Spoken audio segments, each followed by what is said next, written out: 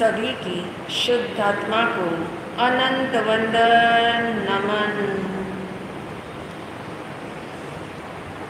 गौतम स्वामी ने भगवान महावीर से एक प्रश्न पूछा। प्रश्न था किम संसारो, ये संसार क्या है, इस संसार के बारे में क्या समझना चाहिए। अभी अभी आप आत्मा का स्वरूप समझ रहे थे, ऐसे ही गौतम स्वामी ने भगवान से प्रश्न पूछा इस संसार का स्वरूप क्या है, क्योंकि स्वरूप तो सबका ही होता है। जैसे आत्मा का स्वरूप होता है, ऐसे प्रत्येक वस्तु का भी क्या होता है, स्वरूप होता है। और गौतम स्वामी का प्रश्न है इस संसार का स्वरूप क्या है। और भगवान महावीर ने संसार के स्वरूप को समझाने के लिए एक उपमा ली, और वो उपमा है, उन्होंने अपने शब्द में कहा संसारो अन्नवो भुत्तो। ये संसार समुंदर जैसा है। समुंदर की उपमा देकर के संसार के स्वरूप को समझाया है। अब समुंदर की क्या क्या विशेषताएं हैं। नंबर 1 बहुत विस्तार है, जिसका आकार विस्तार वाला है। नंबर 1। नंबर 2 तरंग है, हलचल है, यानी तरंगों वाला है। पर तरंग आप जानते कि समुद्र में कहाँ होती है, ऊपर ऊपर होती है, नीचे समुद्र शांत होता है। और नंबर 2 तरंगों वाला है। नंबर 3 गहरा होता है। समुद्र हमेशा गहरा होता है। और गहराई में क्या मिलते हैं, गहराई में क्या है समुद्र के, मोती।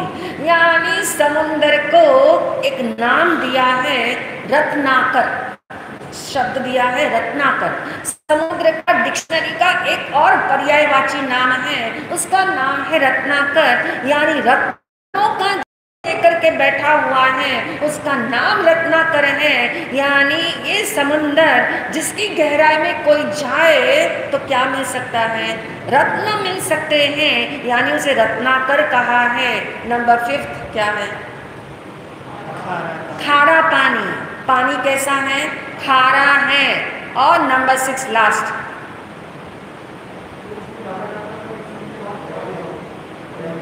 मर्यादा। बहुत सुंदर, हाँ, मर्यादा में रहता है। यानी समुंदर हमेशा अपनी मर्यादा का उल्लंघन नहीं करता।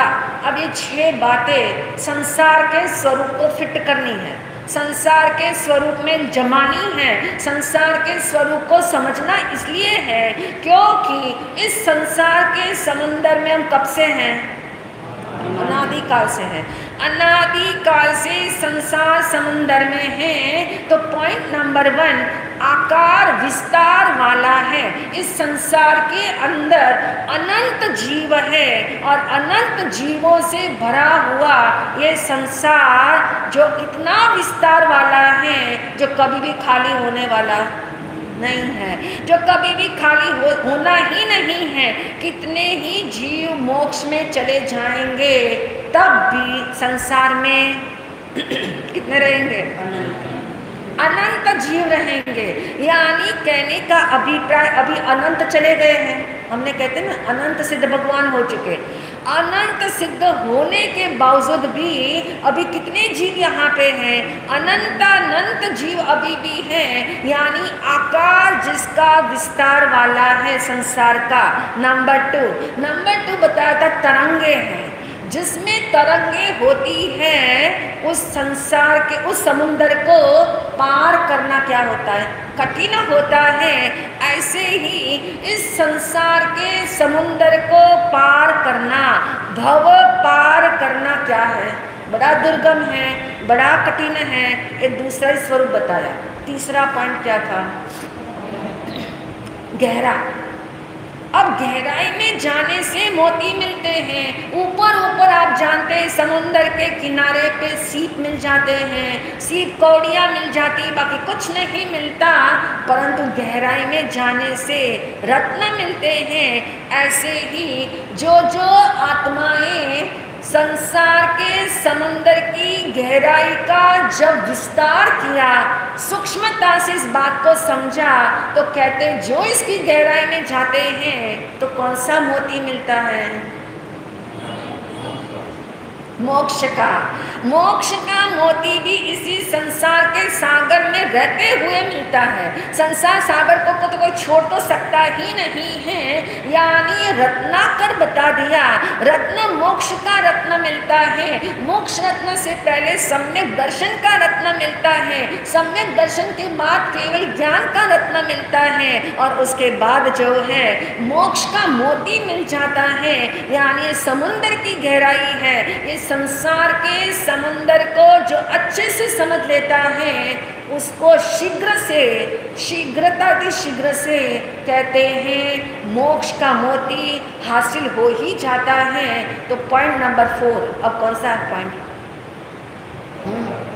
खारा, पानी खारा है। अब पानी किससे रिलेट करोगे? संसार के स्वरूप कैसा है? यहाँ कुछ भी कर लो सुख मिलने वाला नहीं है। दुख का खारा पानी ही मिलता है। सुख के प्रयास किए जाते हैं, नानाविध प्रकार के सुख के प्रयास करने पर भी दुख ही मिलता है। ऐसा जब समझ में आता है तो अपने आप उन सुखों की रुचि जो है, उस सुख का जो रस है वो रस ढीला हो जाता है कि कुछ भी कर लो भौतिकता में सुख नहीं मिलता, और निर्णय हो जाता है, निश्चय हो जाता है कि इस समुंदर का पानी तो कैसा है? खारा ही है। आज तक कोई साइंटिस्ट भी इसको क्या नहीं बना पाया? मीठा नहीं बना पाया। ऐसे ही इस संसार में रहते हुए किसी को सुख तो नहीं मिल सकता, और वो सुख मिलता है जिस सुख के पीछे क्या लगा हुआ है? दुख लगा हुआ है। 4 बातें जान ली, 5वीं बात क्या है? मर्यादा में रहता है। ये संसार का समुद्र भी जो है 4 गति की मर्यादा में रहता है। 4 गतियों की मर्यादा से बाहर वो कहीं नहीं है। और ये संसार जो है उसकी मर्यादा है 14 राजू लोक। क्षेत्र वाइज देखो तो 14 राजू लोक में बंधा हुआ है, जहाँ अलोक अनंत बताया है, लेकिन ये लोक जो है वो सीमित है, वो मर्यादित है। और 14 राजू का लोक, और इस लोक की मर्यादा है 4 गति रूप संसार जो है वो इसकी मर्यादा है। इतनी बातें हमने समझ ली, और किसके वास्ते समझ रहे हैं? ये क्यों जानना चाह रहे हैं? इतना एक्सप्लेनेशन संसार को, तो हमें संसार से रुचि हटानी है, तो इसका इतना एक्सप्लेनेशन क्यों चाहिए? हाँ, क्योंकि एक तरफ आत्मा का स्वरूप समझ रहे, एक तरफ संसार के स्वरूप को भी बिल्कुल आपका स्केच क्लियर होना चाहिए। यदि आपको पता है इस संसार का ऐसा ही स्वरूप है, कोई भी व्यक्ति किसी भी काल में आपको कोई धक्का दे, आपकी अपेक्षा को न पूरा करे, आपकी अपेक्षा का भंग कर दे, आपकी अपेक्षा से बिल्कुल कुछ विपरीत ही कर दे, तो भी आपको कोई भी धक्का नहीं लगेगा। किसके बल पे? किसके बल पे? क्योंकि आपको पता है कि संसार का तो स्वरूप ही ऐसा है। कौन से आश्चर्य की बात है? कौन से आश्चर्य की बात है कि कोई मेरा अपमान यहाँ ना करे? कौन सी आश्चर्य की बात है कि कोई नुकसान मेरा इस दुनिया में नहीं होना चाहिए? ये तो सब होने वाली चीजें हैं, ये स्वाभाविक है, ये नेचुरल है। संसार उसी का नाम है जहाँ सुख सरक जाता है। सो कॉल्ड सुख जो है वो सरकता जाता है, मिलता कभी नहीं है। इस बात को अंडरस्टैंड करने के बाद अब हम जानते हैं, जिसका ये निर्णय पक्का हो गया कि इस समुंदर का पानी खारा ही रहने वाला है, यानी सुख यहाँ मिलने वाला नहीं है, ऐसा निर्णय होने के बाद पहला कदम होगा ट्रांसफॉर्मेशन। अपने आप आएगी। इंफॉर्मेशन मिली तो ट्रांसफॉर्मेशन भी होने ही वाली है, लेकिन कब होगी?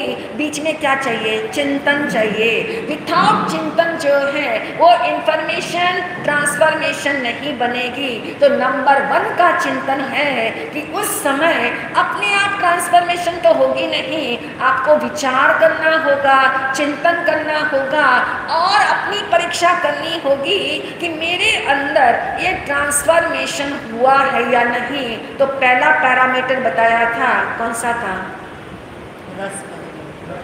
रस परिवर्तन। मुझ में संसार का जितना रस पहले था, उस रस के अंदर कुछ मात्रा में, कुछ डिग्री से, कुछ ड्यूरेशन वाइज कुछ कम हुआ है या नहीं हुआ है। यानी रस परिवर्तन होता है। जैसे एक गरीब व्यक्ति जब अमीर होने लग जाए तो आप जानते हैं सबसे पहले उसका रस बदलता है। क्या रस बदला उसका? उसकी रुचि पलट जाती है। पहले वो जितनी साधारण से साधारण वस्तु सड़क पे बेचने वाले जो पटरी वाले हैं उनसे खरीद लेता था, अब वो क्या हुई? रस क्या बदला? बताओ बहनों, क्या बदला? रस परिवर्तन हुआ। अब नजर जो है सड़क पे बेचने वालों पर नहीं जाती है, अब नजर कहाँ जाती है? दुकानों में जो बेचते हैं, मॉल्स के अंदर क्या क्या चीजें नहीं आई हैं। क्यों? अब उसके पास पैसा आ गया। जैसे ही उसे एहसास हुआ कि मेरे पास धन का बल है, उस बल से उसकी रुचि का परिवर्तन हो गया। किसी ने उसे सिखाया नहीं था कि अब तुझे जो है सड़क पर से चीजें खरीदने की जरूरत नहीं है। स्वतः रस परिवर्तन होता है। ऐसे ही संसार की जब असलियत समझ आती है, संसार की जब फितरत समझ में आती है, तो ये समझ में आता है अपनी चेकिंग करना, मेरा रस बदला या नहीं बदला। वरना तो जो है इस सब कुछ हमारी इंफॉर्मेशन बैंक में सब इकट्ठा हो रहा है। सब कुछ हम सुन रहे हैं ना, जो हम समझ रहे हैं, जो अच्छे अच्छे एग्जाम्पल्स आपको लगते हैं, वो सारा कुछ जो है हमारी इंफॉर्मेशन बैंक को बढ़ा रहा है। लेकिन ट्रांसफॉर्मेशन नहीं होगा तो इंफॉर्मेशन तो अभी इकट्ठी हुई, थोड़े समय के बाद क्या हो जाएगी? धुंधली हो जाएगी, वैनिश हो जाएगी, खत्म हो जाएगी। इसलिए ज्ञानियों ने कहा बारंबार इसको क्या चाहिए? रेपिटेशन चाहिए, पुनरावर्तन चाहिए, चिंतन चाहिए, मनन चाहिए, मंथन चाहिए। यदि ऐसा करने में आए तब जाके रस परिवर्तन होता है। तो नंबर 1 रस परिवर्तन, जिसके बारे में हम कुछ बातें सुन चुके थे। नंबर 2 का परिवर्तन आता है, जिसको कल आपने बताया था, दिशा परिवर्तन या लक्ष्य परिवर्तन। और इसको कहते हैं, सुंदर शब्द है, सोच का परिवर्तन होता। क्या हुआ? सोच बदल गई। रस बदला तो सोच बदली। रस बदलते ही सोच बदल जाती है। सोच ये बदल गई कि अब जो है कोई व्यक्ति से आपको स्ट्रेस आ रहा है, कोई व्यक्ति मेंटली टॉर्चर कर रहा है, किसी व्यक्ति से आपको हमेशा से ऐसा कुछ मिलता है जो आपने एक्सपेक्ट नहीं किया था और इस कारण से आप हमेशा डिस्टर्ब रहते हो। लेकिन जब आपका रस पलट गया, जब आपका रस ऐसा पलटा, तो रस पलटने से सोच पलट गई और सोच अब पॉजिटिव हो गई, मोस्ट पॉजिटिव हो गई, मोस्ट पॉजिटिव सब्सटेंस वाली हो गई। मोस्ट पॉजिटिव सब्सटेंस कौन है? एक तो होता है पॉजिटिव सोच रखना, वो एक साइकिक वे में सोचो, एक साइकोलॉजिकली सोचो। हम कहते हैं टेक इट लाइट, ये बात को इतनी पकड़ो मत, बात को इतना पकड़ो मत। लेकिन किस बात को पकड़ करके उस बात को पकड़ो मत। क्या ऐसी बात पकड़े जिससे वो बात का जो वजन आ रहा था माइंड के ऊपर कि किसी ने ऐसा कैसे बोल दिया, किसी ने ऐसा कैसे कर दिया, इसका ऐसा क्यों मेरे जीवन में बार बार होता है। ऐसा जब इकट्ठा अंदर में होता हो और उस समय आपकी सोच पॉजिटिव रहती हो, किस बल पे पॉजिटिव रहती है वो बहुत इंपॉर्टेंट है। हाँ, मान्यता बदलने से, यदि मान्यता में यह आ गया कि ये सब कुछ जो हो रहा है बाहर में, वो बाहर का बाहर ही रहता है, मेरे स्वरूप में किसी का प्रवेश नहीं हुआ है, उससे मुझे प्रभावित होने की जरूरत नहीं है। एक घटना घटी है, बाहर में घटी है, जो बाहर में घटा है घटना का एक नियम है, वो घटती भी है और वो खत्म भी हो जाती है। यानी ऐसा बल अंदर का आ जाए कि मोस्ट पॉजिटिव सब्सटेंस तो मैं हूँ, मैं यानी निशुद्ध आत्मा, वो मैं पॉजिटिव सब्सटेंस हूँ।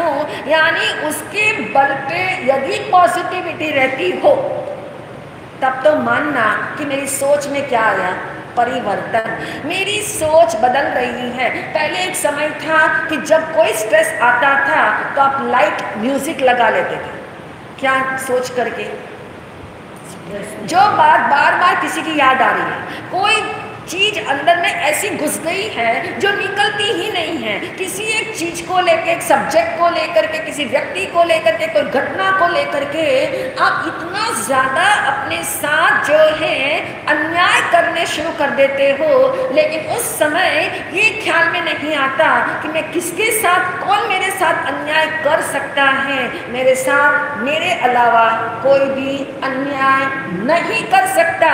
ऐसा आत्मविश्वास आए, ऐसा आत्मविश्वास आए कि निमित्त निर्दोष है, दोष तो किसका है, मेरा। कौन सा मेरा वाला दोष है, जो मैंने अपने को नहीं समझा, जो मैंने जैसा समझा वैसा माना नहीं। मैं कहता तो हूँ मैं शुद्ध आत्मा हूँ, लेकिन मैं मानता नहीं हूँ।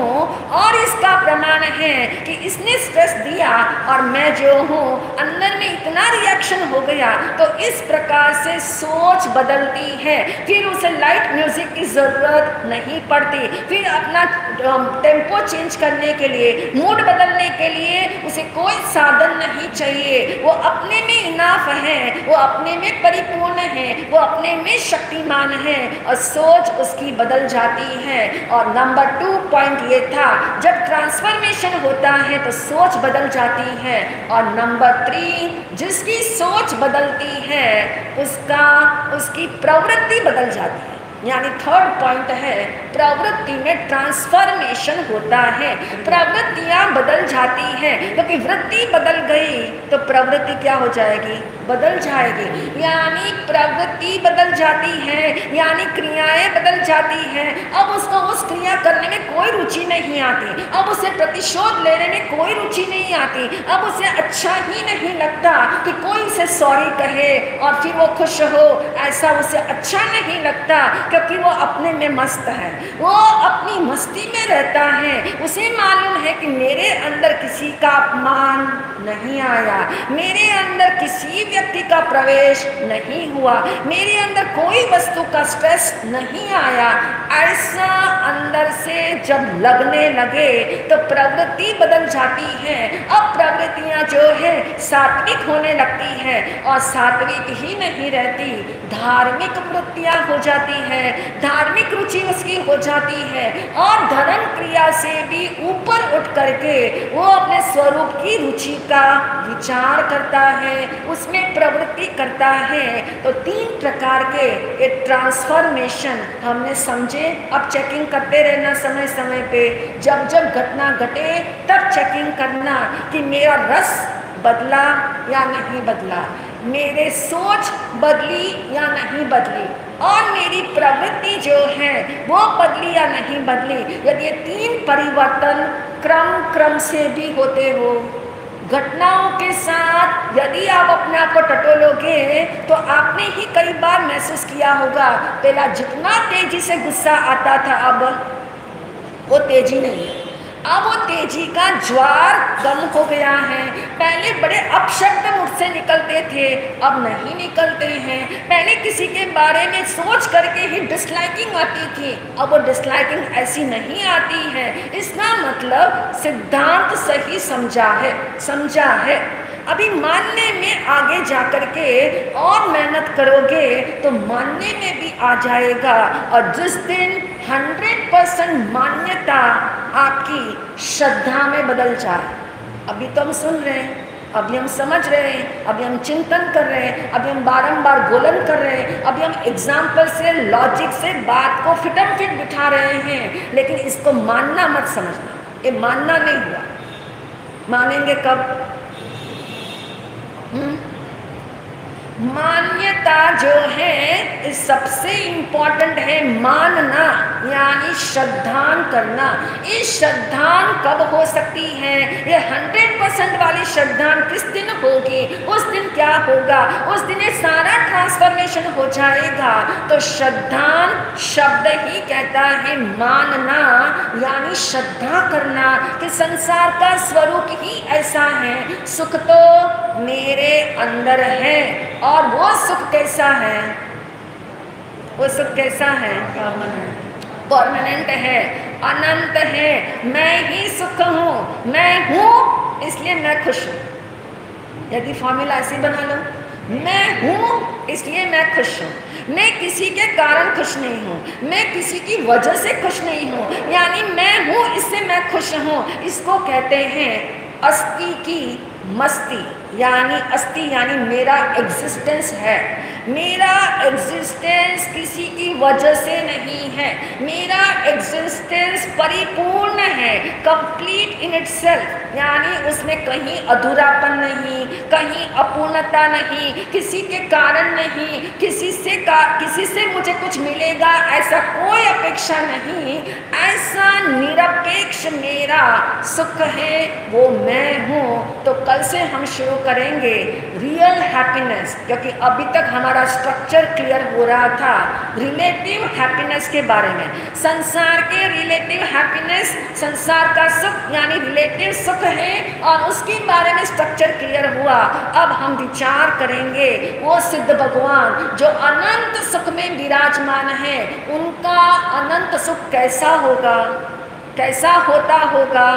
एक सैंपल भी सुनने को मिल जाए तो शायद हमें भी लालसा है। अभी कोई सैंपल स्विट्जरलैंड का मिलता है तो क्या लगता है? कभी तो जाए, कभी तो प्रोग्राम बनाएंगे, कभी भविष्य में हम भी जाएंगे। यानी कहीं से भी किसी का सैंपल सुनने में मिले तो हमें खुशी मिलती है, हमें लगता है ये करने जैसा है, जहाँ जाने जैसा है। ऐसे ही सिद्ध भगवान का अनंत सुख जिसको हम कहते हैं, अव्यबाद सुख जिसको हम कहते हैं, अक्षय सुख जिसको हम कहते हैं, वो सुख कैसा होता होगा? वो सुख मेरे अंदर इस समय है या नहीं, इसका निर्णय करना है। तो क्या हम क्या कहते हैं? सिद्धोहम, यानी मैं कैसा हूँ? सिद्ध भगवान जैसा हूँ। तो सिद्ध भगवान जैसा मेरा सुख है या नहीं, और है तो फील क्यों नहीं हो रहा, महसूस क्यों नहीं हो रहा, क्यों मेरी समझ में नहीं आ रहा? इन सारी बातों का विचार कल से हम प्रारंभ करेंगे इन्हीं भावों से। ओम शांति। कोई प्रत्यक्ष